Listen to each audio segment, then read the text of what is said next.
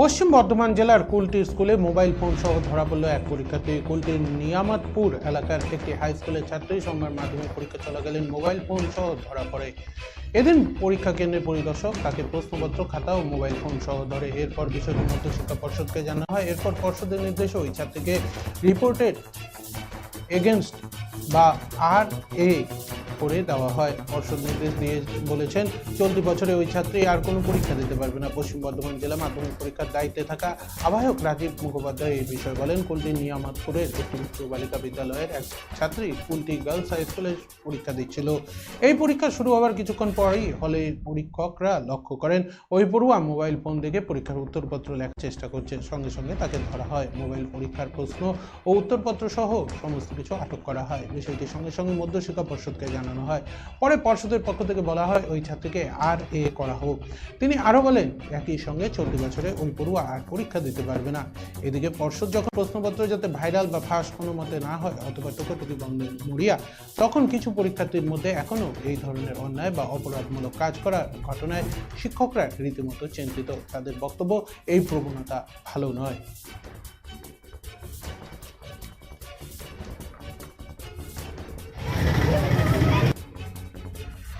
গতকাল মাধ্যমিক পরীক্ষার তৃতীয় দিন ইতিহাস বিষয়ের পরীক্ষা ছিল এবং আমাদের পশ্চিম বর্ধমান জেলার কুলটি সেন্টারের অন্তর্গত একটি পরীক্ষা কেন্দ্র কুলটি গার্লস হাই স্কুল। এখানে জলধি কুমারী দেবী উচ্চ বালিকা বিদ্যালয়ের একটি ছাত্রী